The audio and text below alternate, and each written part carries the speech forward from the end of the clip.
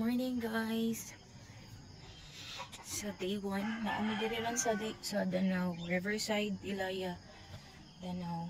Naami diri sa balay sa iyaan or tita sa akong pagumangkon side sa iyang mama.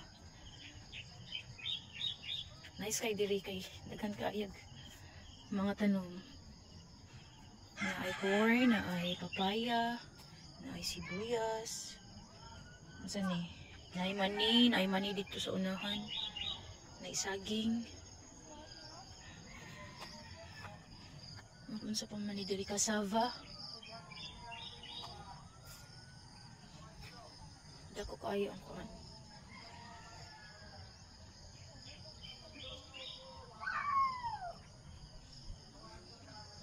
And then from dito sa ibabaw sa rooftop kay overlooking kaayo maklaro ang tibuok Danau.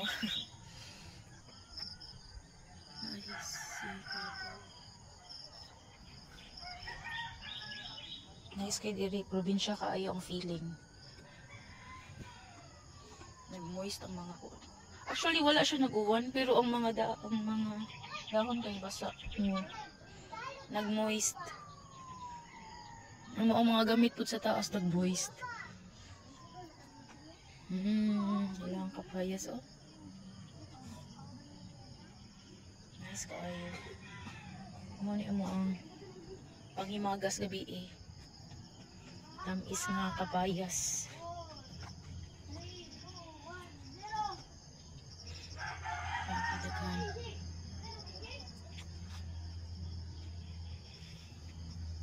So by the way, karon ang birthday sa akong pagumangkon nga si Mary Conception, happy birthday to you.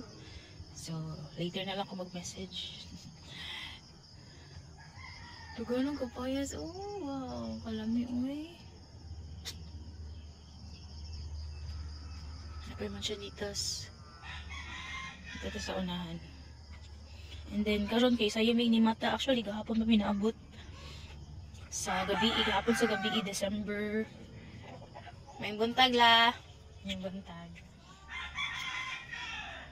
December 7 minaabot din gikan sa Landawe. Dayon. Unsa di siya? Gabi? Gabi guro niya na mais. Kani, I don't know ako pa ba. Kani sabi, kani, never mind. Ay, mayana. So, karon kay manimba meron kay sayo mi sa buntag musimba kay birthday sa ako pagumangkon. Di kasaba mo siguro ni manimba meron kay may kay dili init ba, nice kayo. So si mama, by the way, si mama bagong ligo. So ang musunod kay si Mary Conda. Ako maligo sa karon. Pasensya na kayo sa akong face guys. Very naked kayo. Unsa ni? Aha, talong.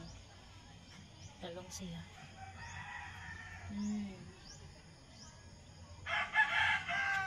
So di na sila problema diri sa pangutan no.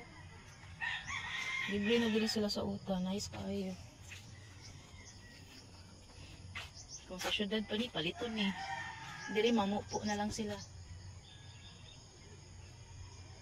So by the way, ang mga kauban na dito sa rooftop mga tulpong uban ang mga barkada na ni ang mga friendship ni Mary Conception na dito. Naabot ko sila gabi. Mostly mga silingan. Mostly kanang mga suod. So mo nila ang gate for the meantime kaya wala pa man sila na wala pa kaayo ni na kompleto ilang kuan. Pero dako gid siya from diri hangtod dito sa likod sa balay. Uy. So makasud-sud sila na. Di, tanaw na tas gawas. So mauni ang daan. Gikan dito sa skina. Ayan daan. Ito pa siya kaayang muna, no? Nice kay diri kay plain ba dili ra siya ingon bukid. Yeah. Nice kaayo layo sa silingan. Imagine na sila ra diri. Ang ilang silingan tuwa dito sa unahan. Very ideal ka ilahang luna nga na napalit.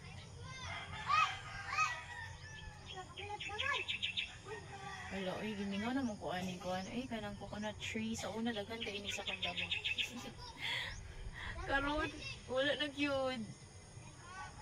Puhon-puhon pud og kaning tibok Cebu daghan na kay populasyon mga wagtang sa ni kay hinahinay na pug pamakwit ang mga tao sa probinsya ay sa kanang lukay ng inani ba kanang dili lungsod bitaw probinsya lagi. So mauna siya, nice kayo, very refreshing. Then dito sa rooftop kay overlooking kayo ang mga may bukid dito, overlooking kayo ang bukid, nice kasi siya. Hindi siya panagsaan og inani no, ano bitaw malayo ka usahay sa kastresan sa lungsod kay of course kabaw na mo ala. Look at what I see. Tanawa ninyo ako nakitaan, amazing.